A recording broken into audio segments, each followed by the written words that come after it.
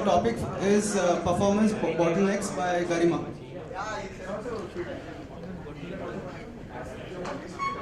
Hello.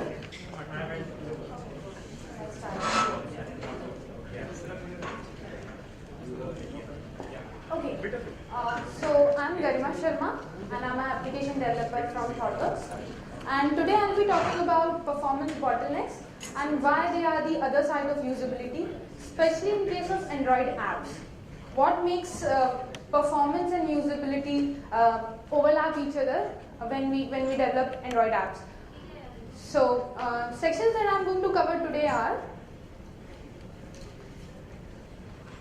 what is usability and performance. We'll talk about a little bit about the usability, a little bit of performance, why they overlap, and then I'll discuss a few of my experiences that these were a couple of performance bottlenecks that we saw in our applications, and how did we go about solving them. So before I start, I'd like to tell you that this session is going to be pretty interactive. Give as many inputs as you can. I'll ask you questions. We'll togetherly try to solve some bottlenecks, and try to find out problems as much as possible in the apps. So to start with, you tell me, what is usability? What do you think of usability in case of apps? It's a very basic question, right? What is usability?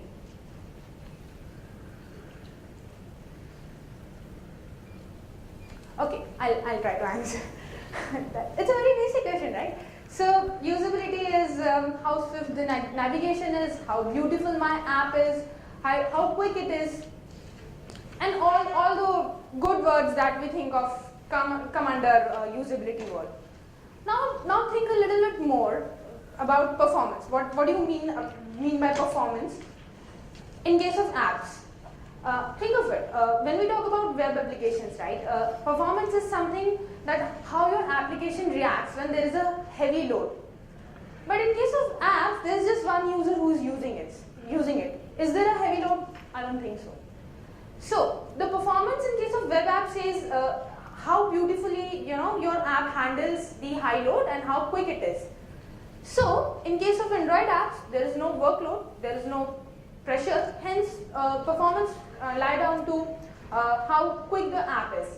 Hence, usability and performance overlaps each other. The words that we come across are user-friendly, stylish, swift navigation, and everything. Let's try to cover them one by one and see all these words somehow relate to each other, but let's see how they affect our application. So, first one is quick. Your app must be quick. This is a basic minimum requirement that I expect from any application. Take an example of Gmail. As soon as you launch Gmail, there is something on the UI. Even though the latest mails are not there, but at least there is something. It's not stopping the UI and rendering. It's not doing that. Next comes engaging. Your app must be engaging in terms of as soon as I launch the app, I want to go on and on and on. Take an example of Angry Birds. It's a very engaging app. I want to go on, play more and more, that way. Next comes intuitive. By the word intuitive, what I mean is, if you want to search something, there should be that magnifying glass visible to me somewhere. It should be intuitive. If you just write search over there, it won't be that much intuitive. Next comes error handling. This is something that as a developer we many times forget. That you have your app which interacts with the internet or a server, and what if the internet is not working? We don't know. It just pops out saying the app has crashed. Do you want to restart the machine? This and that. So error handling should be done properly. Next come easy to learn. Yeah, I don't need to explain this. Next is effective. By the term effective, what I mean is user get all those features which he expects from your app over there. For example, Instagram. I can deal with my photos in any way I want. I have the basic templates. I just use which one is better for my photo and I go ahead. It's effective. It's not heavily featured, but I get all the options. Last comes well styled. By well-styled, I mean two things. Your app should be consistent in terms of inter-apps and intra-apps. As somebody in the morning said, right, you don't do branding. So if you have more than one app, the fields should be consistent. Take an example of Google Apps. The fields are consistent, right? In case of inter-app, when we talk about, say, the first page is it has a purple color background, and the next page has a red color background. It's not consistent. It might look good, but it's not consistent. The user might get confused. What is happening? So these are these are few buzzwords that we should think of when we develop an app. Now, what am I going to do today is I'll tell you as a developer what should we keep in mind while developing the app. Generally, while developing the apps, we don't have a tester with us, who will continuously tell you that these are the problems, and we don't have that many inputs. And practically speaking, web applications have lots and lots of standards. But in case of Android, we are still evolving, right? So, as a developer, what we should keep in our mind that our app is a hit, right? So, I'll be talking about my experiences, what were the performance bottlenecks that I faced in my apps, and how did I go about solving them. So, what are we going to do is these steps. We'll see a basic version of a functionally complete app. I demo that app to you. Then we'll try to find out what is the problem in that app, and then we'll see how to remove them. We'll see a technical bit of it, what code that we should use, and then we'll remove that and we'll see the next version of our app. Before I show you the first demo, let's see what the app is actually doing. So the app is a shopping application app. It shows you the list of watches in a grid view, and as soon as I click on any one of them, I get to see the whole description and everything of the app, the watch. So as soon as I launch the app, I get the application does a server call, and it fetches the list of watches. This list of watch contains four things: name, description, thumbnail URL, and image URL. These are just the URLs, not the images. Now this list is stored in DB, and when I try to show them on the UI, the thumbnail URL is the corresponding request for thumbnail URL and getting the image is done, and then that is displayed on the grid view. And when I click on any one of them, I am taken to the second page in which the image is there. We fetch again, download the image, and with the description we show it. So this is the basic version of our app. Let's see how it is behaving. So this is my shopping application. I launch the app. Right now the app is making requests to server. It is fetching the list of watches.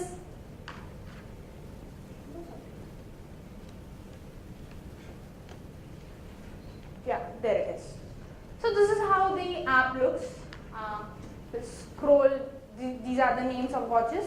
We'll scroll a little bit. Yeah, I see all the watches with their name. I click on one of them. And yeah, there you go. We get a list of, we get a description and the watch. So now tell me, in the first version, what is the problem that you saw? Exactly. So waiting time is too much. No feedback to the user. No feedback to the user. As a user, I was confused whether the app is working or not. Since there was this blank screen, in fact, the user might think that, oh, my headset is, is it working or not, or is it hanged, or oh, this application has hanged my phone and I must uninstall it. And there you lose your first user, right? So yes, waiting period was too much.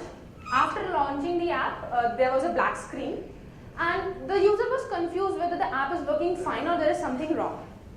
So let's try to locate it with what is actually happening in the background. So as soon as I launch my app, I make a server call for the list. I store that in a DB.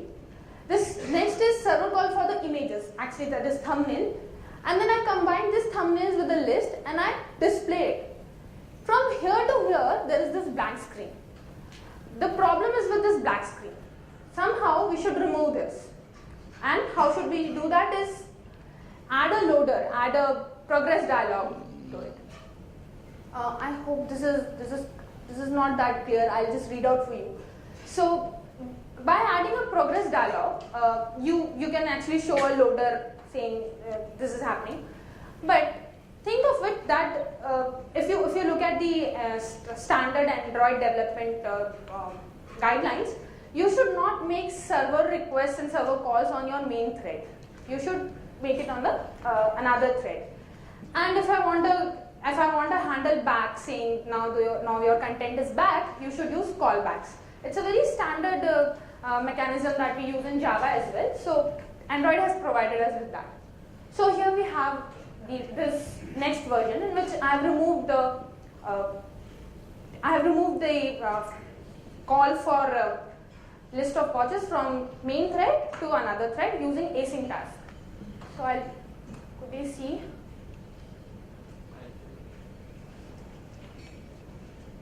Fine, there is a loader now. Now what is the problem?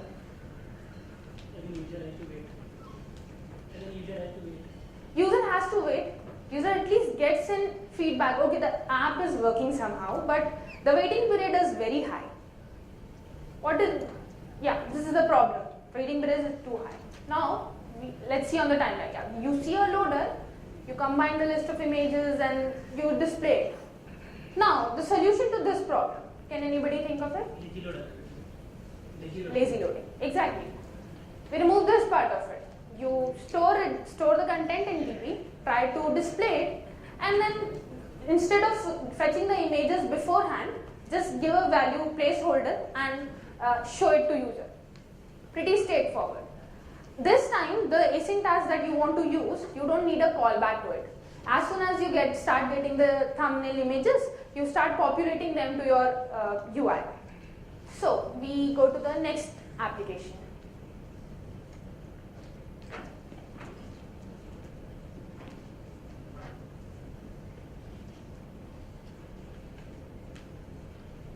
As you can see, the images are all these images are not downloaded every time. So they are not beforehand downloaded. Now think of a problem. What do you think? What is the problem? I'll scroll up and down for you.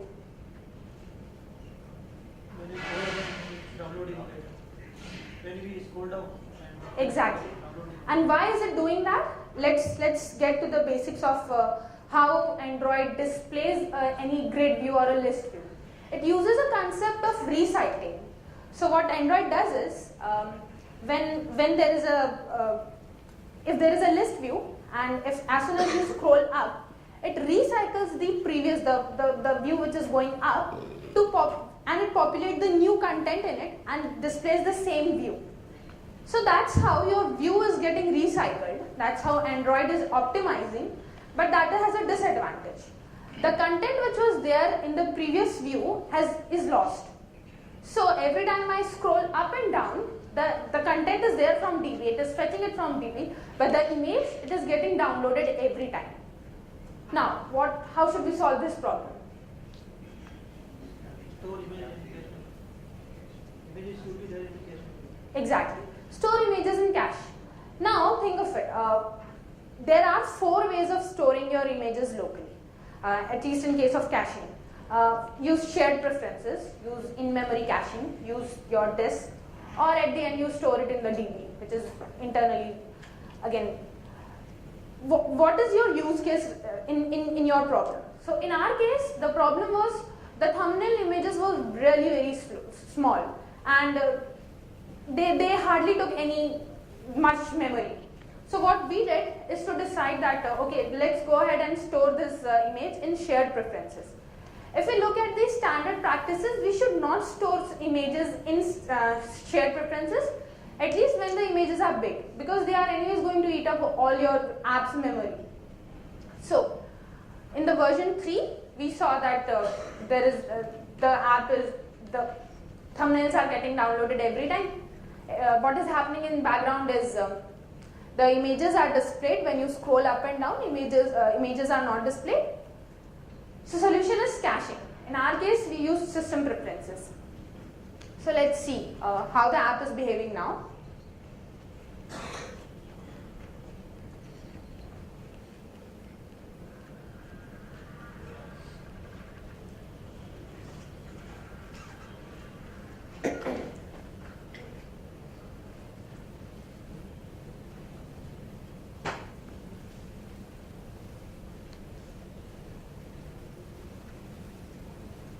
This time the images are downloaded. Now these images, which took time to come when you scrolled up or down, these images are served via cache. Over here you cannot see that difference because in my laptop the Wi-Fi was working really good. So in the first case and the second case the difference was not that great. But when your mobile is on 3G and the internet is not that great, you will see this difference and you store your images in your cache. Now tell me, what is the problem? This time, let's think of it as a user. As a user, how do you find this app? Would you like to download this app from Play Store? Personally, I don't want to.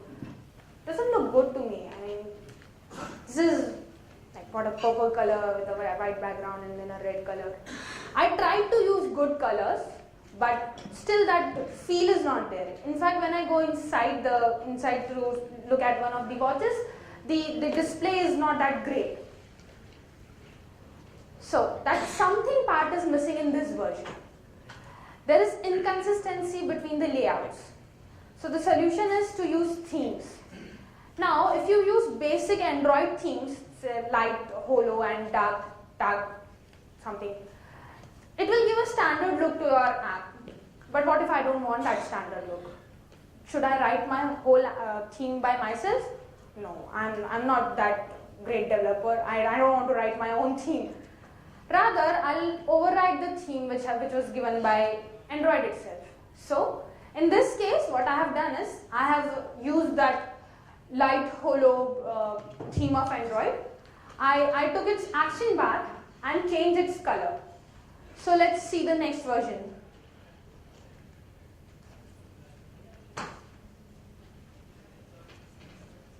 As you can see, the action bar is now orange.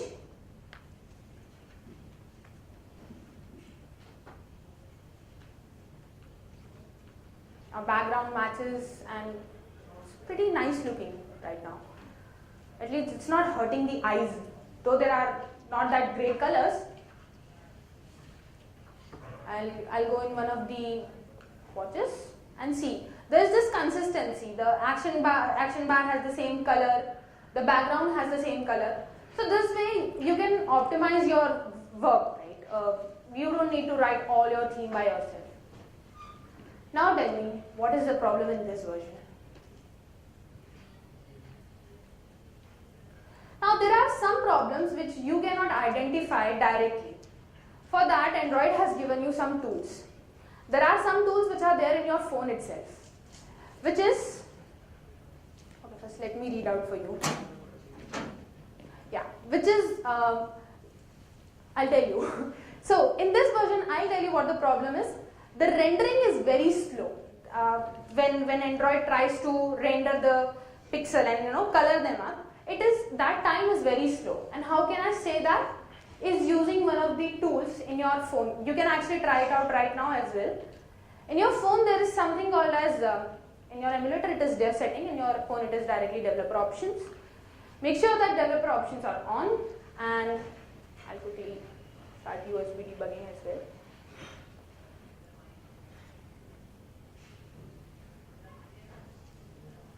There is this show GPU overdraw. This has 4 colors: blue, green, light red and red. Now what this GPU rendering says is, now if you open your app, you'll be able to see these colors on your app, and if there is a blue color, it means that the rendering time was less, and in fact on the pixel, how many times Android tried to draw something, that was less. We go ahead, green is little more, light red is even more, which is not that great, and final comes dark red.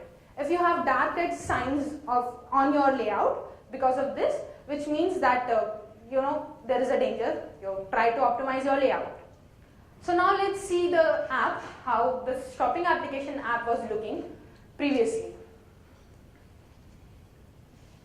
As you can see, these are the dark red colors.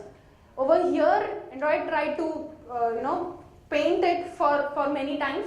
This is blue, which is okay, but this part is green, which is even okay, but dark reds are not well. Okay, so till this point, we realize that okay, the rendering time has increased. But as a developer, again, how do I know which layout is giving me a problem? Which layout is taking time, and how much time it is taking? What is the relative time of it? So there is a solution. You do a layout optimization, enable GPU rendering that we saw right now, and use hierarchy viewer. Now what is hierarchy viewer? I'll show you this. How to open this is you go to your DDMS. Over here this is DDMS. Just next to it there is hierarchy viewer. You click on it. Over here you'll have to select your application which is running. Over here it will show you the list of applications which are running right now. You select your application and then you'll get a tree view like this. Now what is this? I tried to run it. Okay, so this is as you can see this part, right? This is the first layout that you saw on the shopping application app. And just next to it over here, this part, right? This is the compressed view of what is over here.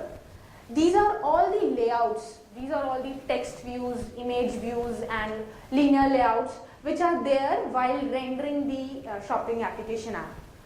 You get a gist over here in this box and a full view over here. If I click on one of these, as I was doing over here, if I click on one of these, it will show me what layout is that and what it contains and everything. It gives you even more information. Look at these 3 dots. These 3 dots are in 3 colors, green, yellow and red. What they are doing is, they tell you the measure, the layout and the draw time. Now what are these? So let's go back to the basics of Android, how it renders a view on the screen is. It will first, for drawing even a single image on a linear layout, what it does is it measures that in terms of height and width, that what is the measure of the layout in which I want to populate the view. Next comes layout. In this time, in the layout time, what Android does, it says that this image has to be populated at this measure over here. And the last time, which is a draw time, is the actual time in which Android actually painted those pixels with the kind of image that you were expecting. So these are the three dots. Now, these 3 dots are in 3 colors. Red is obviously a danger color for us. So these colors says the average, the relative time that this layout took to measure, layout and draw on the screen. So for example, this layout, this guy does not have it right now, I don't know why. But over here, if we just go over here, if this layout might have been here, it says that, okay, the measure time was almost less than the 50% of the other layouts. Exactly the same layout time and the draw time was less.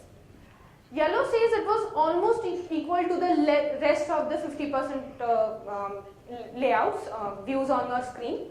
And red is a danger. It says that this time was relatively much higher relatively much higher than the rest of the views. So from here you can say that, okay, this part of my screen is taking more time to display, and that's how you can try to find out how can I optimize my application. So let's see the final version.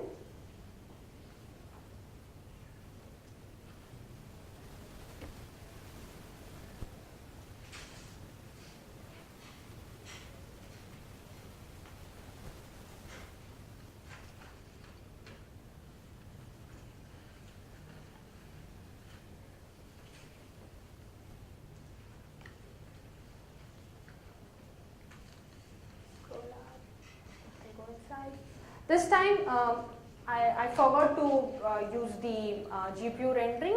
This time it was lesser than that of the previous version. There was a few light reds but no dark reds. I optimized the layout. So yeah, that's it. So finally we see that okay, the rendering time has also reduced. So now think of it. Why do I want to reduce this rendering time? Was it even visible? No. Why should I remove it, right? Having more layouts and doing more fancy things would have increased the view and usability. But no. Think of this application as a user. If I go and view at one of the watch, I want to go inside, look at the description. If I don't like, I'll come out, I'll go inside. You go back and forth for many times. Now that time, if there is just 0.1 second also is more than the previous version, there's a difference. If you multiply it with the times the user is using it for say 10 times, you are giving 10 seconds more to utilize the app. Hence, you should take care of such small tips and bits while developing the app. As a developer, we should always keep these things in mind before even handing it over to a QA or maybe even testing it. So let's see our progress from version 1, which was this, to this. Oops. So what we did is there was a black screen while launching the app. We used a progress dialog. Then there was this waiting period which was too much. We used downloading images in the background. The images were downloaded every time we scroll up and down, so we used caching. There was inconsistency between the layouts, hence we used themes, we overrode them. And finally, there was a layout overdraw, for which we used hierarchy viewer and GPU rendering to optimize our layout. That's it. Any questions?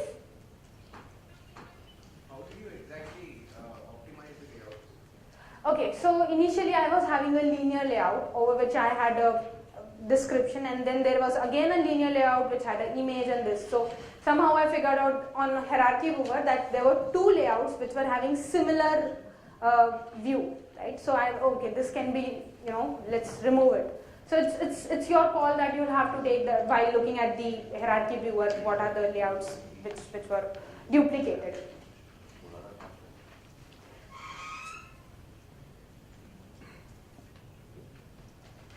Any other questions? Okay, before I end right, I would like to tell you one more thing. That while designing your app, you should keep some things in mind, that these kind of performance bottlenecks are about to come. You cannot think of them from scratch, that while you are building your application. But what you can think of is, having single responsibility principle, having proper object-oriented programming in Android as well, so that when you have such problem, you can always refactor your code and add some things to your code so that it behaves properly. One thing that we can always keep in our mind while developing is to give proper structure and architecture to our applications. Thank you.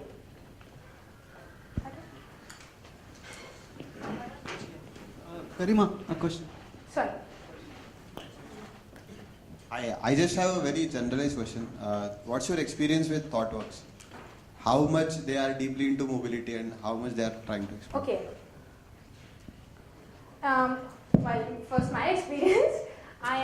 It's been 2 years with ThoughtWorks, and I worked on Android applications for 6 months, almost 6 months. I worked on internal to ThoughtWorks applications, some of which are on Play Store.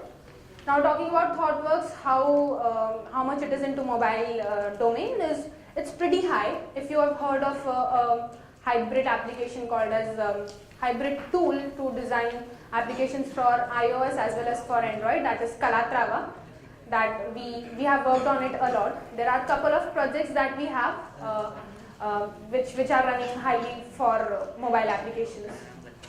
We are there. I rate ThoughtWorks as a pretty doing good in case of mobile applications. Not just Android, but at least mobile, yes. Any other questions?